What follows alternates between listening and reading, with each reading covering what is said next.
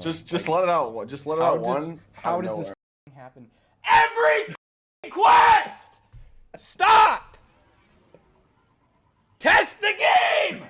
Community events are becoming the norm to Destiny, dating all the way back to Owl Sector for Outbreak Prime, puzzles to solve in the game through the lore and raid secrets communities, and Bungie-sponsored events like the Escalation Protocol Strike event for more menagerie loot, the Empyrean Foundation, Guardian games, and now The Lie. The Lie, which came out on May 12, 2020, is the most divisive and eye-opening event we've ever had by a mile, and not for the reasons you may think.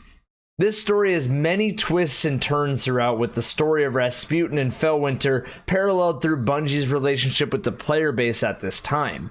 So, what happened? Why was everyone angry? Why did the quest and a weapon take the back seat to a much larger issue, and how do we solve this issue? Without further ado, I'd like to now introduce you to the quest that lied to the Destiny community, Felwinters Lie, the most divisive event ever made. For this event, I don't give a crap. I'm not doing it. I'm sorry. Everyone should boycott it. Some footage in this video is from players around the community. Their links will be in the description of this video, as well as the music too. We are approaching 100,000 subscribers by the end of this year, so if you want to help out, a subscription goes a long way. Thank you so much for your time.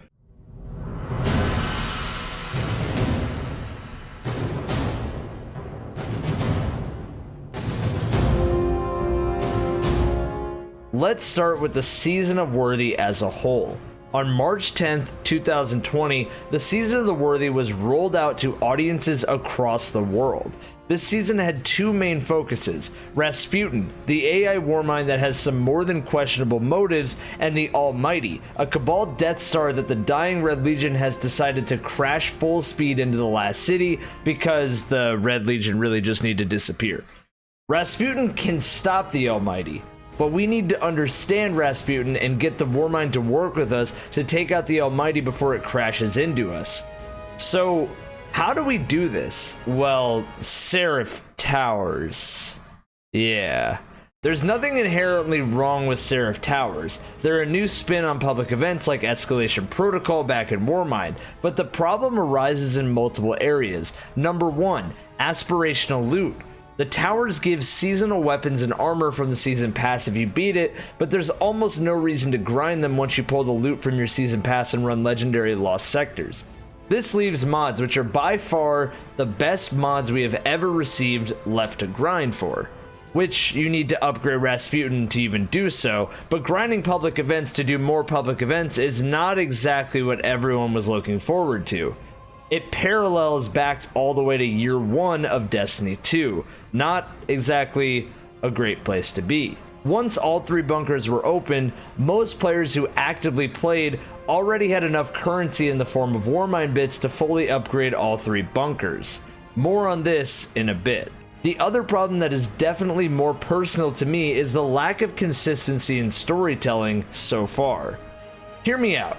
The trailer has this fast pacing where the Almighty is actively the issue and we need to stop it as soon as possible. Yet I haven't seen a single update on the Almighty's progress since day one of the season, unless I happen to see a skybox change here and there.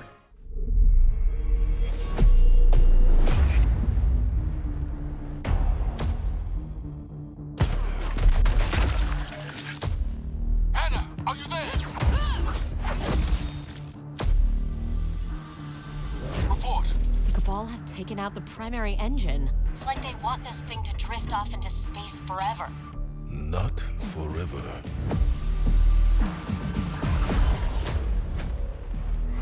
Guardian, the Almighty is plummeting towards the last city, yet we have no way to stop it. If it comes to it, we Guardians must be the ones to make a hard choice.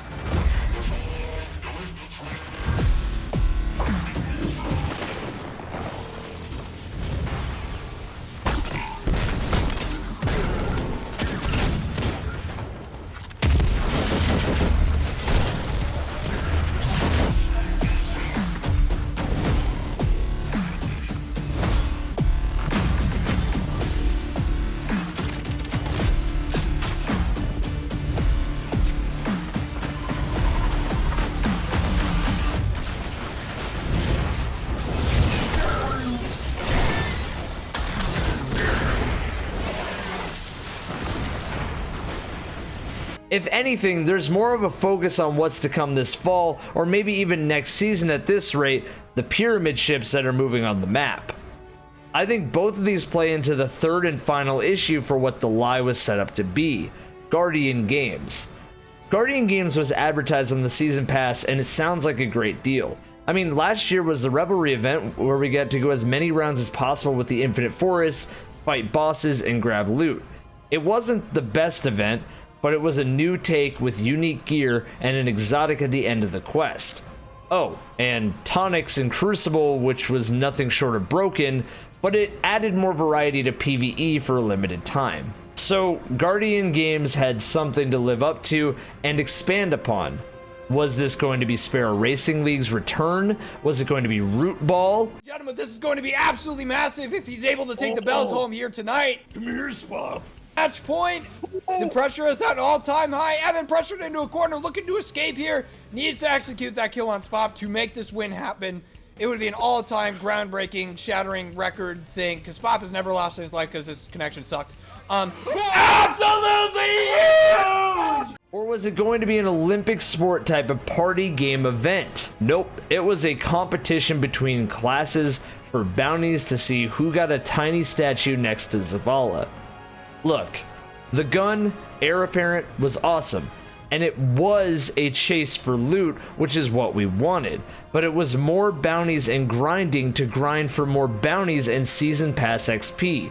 Not exactly fitting to see which class was the best, but a commendable effort that can definitely be expanded upon. Just please, no more bounties. The other issue with it is the timeliness of it. The Almighty is hurtling towards the last city, and we are competing with each other instead of tackling the real issue. It just feels out of touch with the rest of the game. So, the fatigue of bounties for the season, mixed with loot structures, frustrating story, and many other issues we won't get into in this video, manifested on May 12th when the first step from Anna Bray for the quest The Lie was to do 9 million Seraph Towers as a community. Nobody was touching this event. I'm not doing Seraph Tower. I'm not doing Seraph Tower events for this event. I don't give a crap. I'm not doing it. I'm sorry. Everyone should boycott it. Don't do it. If you don't like the Seraph Tower events, the worst thing you can do is go play them for this event. Don't do it.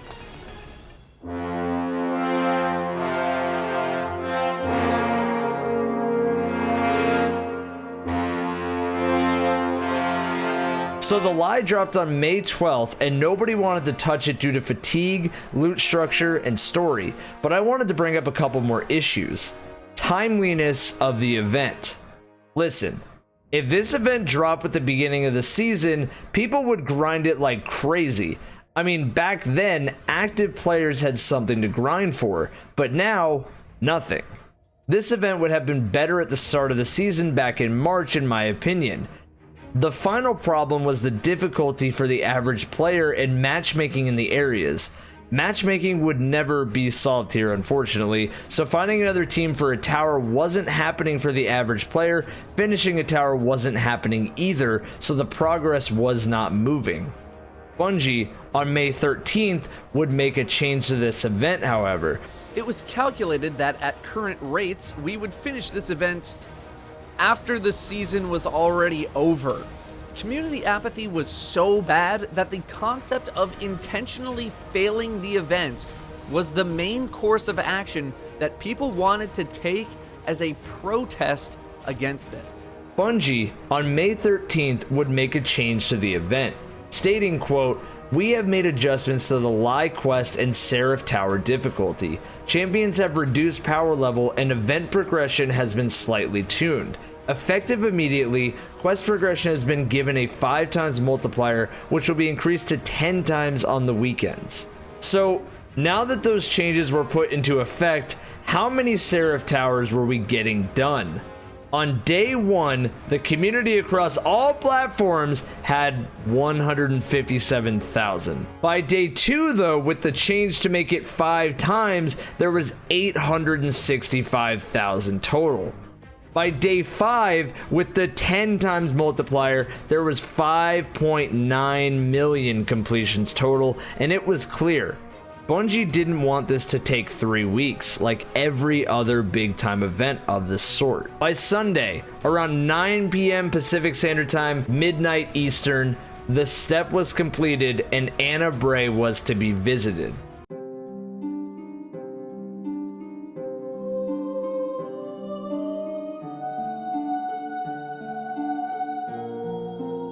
Welcome to Vostok, the map that nobody likes in Crucible, and the Ice and Fire token area from Felwinter's Peak in Destiny 1. Vostok was to be loaded into, and items needed to be scanned. So I think it's important we talk about The Lie and Rasputin. Anna says that There's a record here of Rasputin executing an order to deploy assault frames. A whole army of them. But the target was a single exo. Why would he need all of this for just one? So, why would we need all of this firepower for just one then? Let's continue. I'm picking up a transcript of an old communication order. Rasputin sent it out to his submines. He identified a threat in old Russia. Looks like there was a data breach of some kind. I don't know what it was, but he threw out a lot of firepower. Dropped a warsat right on top of it.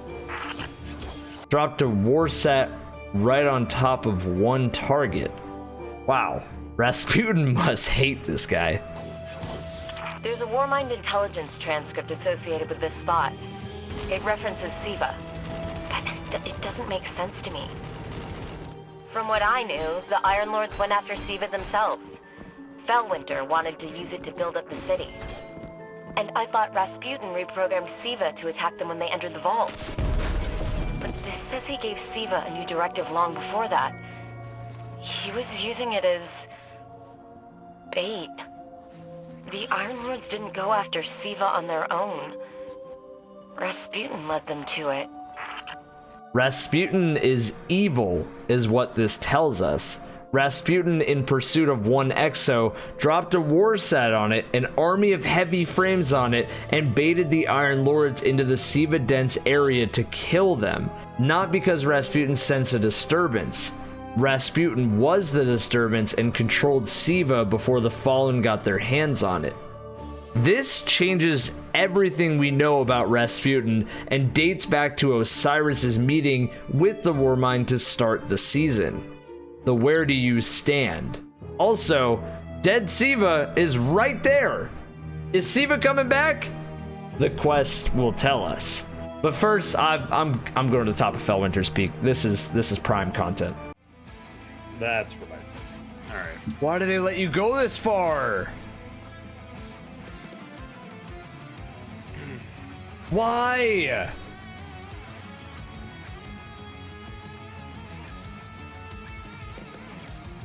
I'm just watching T. I'm not respawning. We're getting the T cam.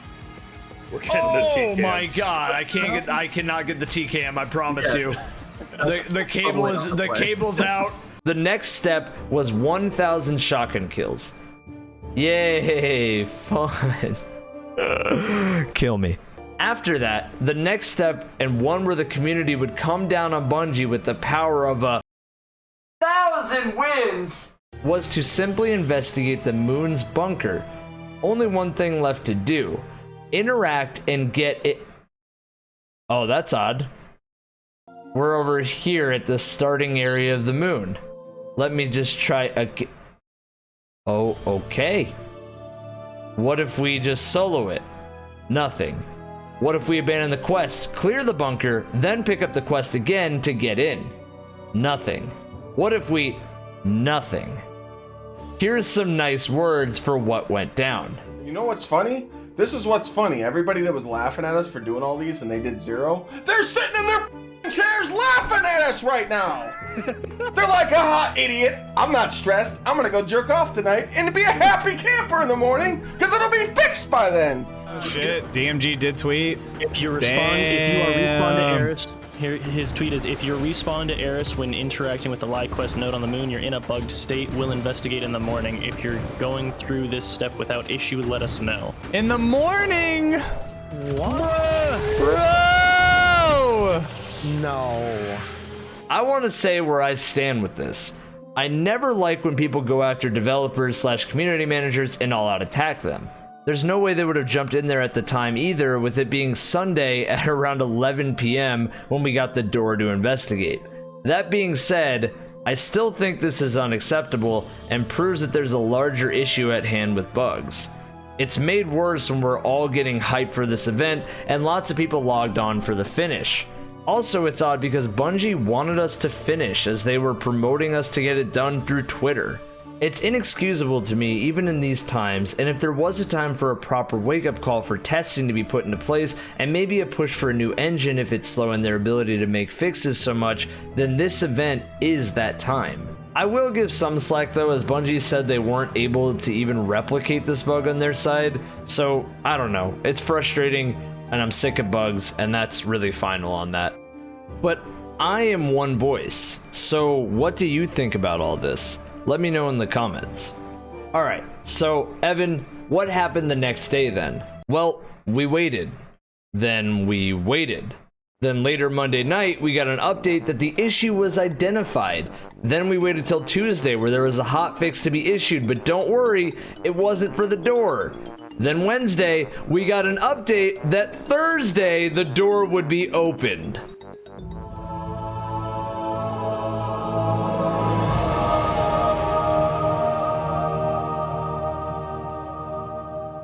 Thursday, May 21st at 10 a.m. Pacific Standard Time, 1 p.m. Eastern Time. The door opened and the lie was being showcased.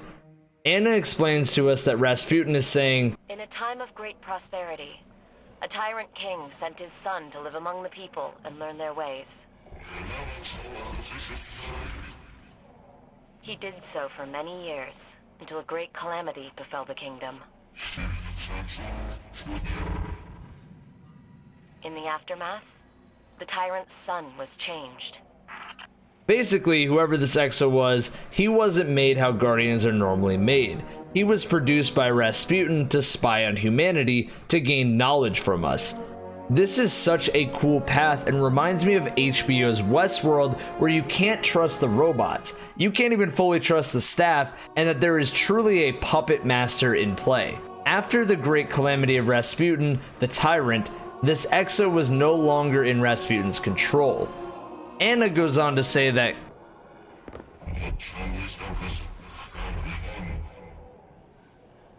the tyrant's son turned away from his father and became a warrior. The tyrant chased his son across fields and mountains and oceans.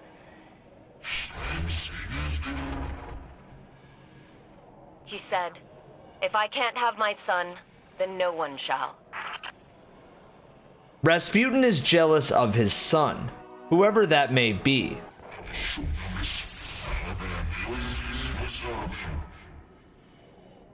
In the end, the tyrant used his son's love of the people against him. He promised him a miraculous technology that could rebuild the kingdom.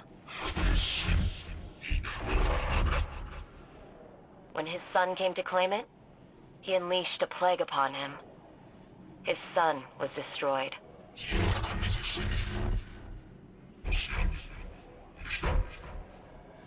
And the tyrant looked upon his tyranny and wept.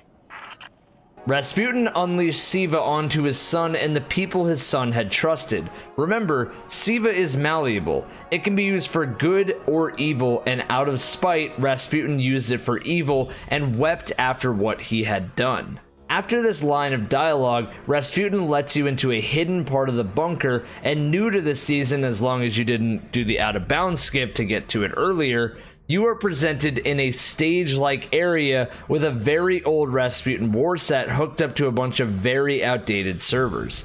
Rasputin shows us this area to reveal its past mistakes and where it stumbled to trust humanity. but now does after we did Seraph Towers. As you approach the Warsat-like object, a coffin popped up with a hologram of an exo holding a shotgun. When you interacted with it, the lie was discovered. You now knew who this exo was. You read the name and knew the lie. Felwinters Lie. It now all made sense. This gun was an incredibly powerful shotgun from Destiny 1, which originally premiered in year 1 of Destiny 1. Felwinter's Lie was an Iron Banner shotgun, and it had the perks that you could get on the gun right now, so you could get things like Luck in the Chamber, Hammerforged Rifling, and Shot Package all together. It was just such an incredibly powerful shotgun, and given that back then you could re-roll the shotgun over and over again, it was actually a lot of fun in Crucible, but it also really did break Iron Banner with how powerful those two combined really were. You could get Rangefinder, Hammerforge, you could get Shot Package, Rangefinder, all those things together. It was just a very, very powerful shotgun. But now with this Felwinter's Lie, you have perks like Vorpal Weapon for supers, you have Quick Draw, you have Opening Shot, and you have Slide Shot, and Shot Package is just a part of the weapon, as well as Full Choke, and you also have a Range Masterwork. I mean, this is a great shotgun, and I think it will replace Mindbenders, considering a lot of weapons are going to be retired. So definitely get your hands on this weapon, as it is a great, great weapon. But anyway, let's continue on with the Finality.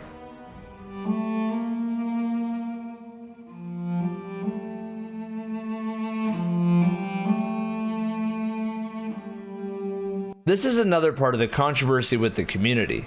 A lot of hype this season, thanks in part to data mines, were that this mission would have a grand reveal of SIVA, that this mission would have us squaring off against Felwinter even though we killed him in the SIVA replication chamber in Destiny 1, and that this mission would give us insight into next season. Data mines showed us a file name that said Felwinter Fight, but that's just a file name. Hell, I put all my memes in my taxes folder, so you can't fully trust those things. Also, the gun had been data mined as well as the voice lines way before the weapon came out, so people already knew what it was going to be, killing the excitement and mystery completely. If I'm being honest, I think the community is just bummed by past parts of these last two seasons not living up to the year prior, which I can understand, but I also still enjoyed the mission for the lore and storytelling, even if there was no gameplay really, or boss fight for that matter. I also want to point out that data mining can be good though, as Ginzor, a notorious miner, found 2 bytes of code that bugged the quest for so long, and as a result, we had the bug we had. Kinda crazy, but I'd be lying if I said that I'm happy with all the bugs happening in the first place. So what is the takeaway from all this? Why was this such a divisive moment? What was the point of this video? Why do we even exist? I think the point of this is that we have to be realistic when getting a quest to do, as sometimes data mines don't show us everything, and to me, they take away from a lot of the excitement. The other takeaway from this is that, yes, Season of the Worthy was not the best. If anything, I would say it was probably the worst season we've ever had in Destiny. A lot of fatigue from other events, like Seraph Towers and Guardian Games and Empyrean Foundation the season before. It feels predictable, it feels forced, and it doesn't feel like a part of the Destiny universe to even have Guardian Games in the Season of the Worthy at all. I did love the lore for Felwinter, however. A literal spy turned into an Iron Lord Guardian who was not made by the light, but was reborn by it. Super cool concept, and I hope they push it forward in the future. However, I think more people will remember this quest for the door being broken, instead of the great story that went with it, and that is the bottom line. Anyways, that was the Lie community quest, and if you did enjoy this video, a like would be greatly appreciated, as well as a subscription. You can talk Destiny, problems, solutions, endgame, lore, and even other games on my Twitch channel. Link to that will be at the top of the description too. Anyways, it's time for the bloopers. Hope you have a great day, everyone.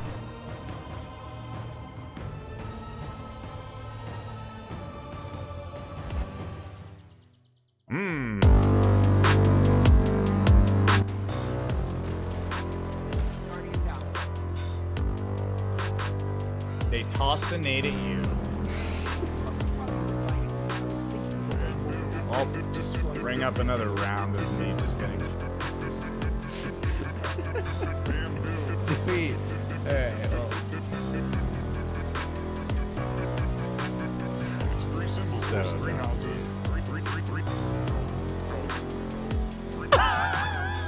they literally stuck me after you rezzed me, dude. You rezzed me and they stuck me, dude. Just ring it up, man. Just make a montage at this point. Go, stand on res. What? Yeah. Antaeus, he eats everything, bro. What? No, I hit him for 170. 170. Oh,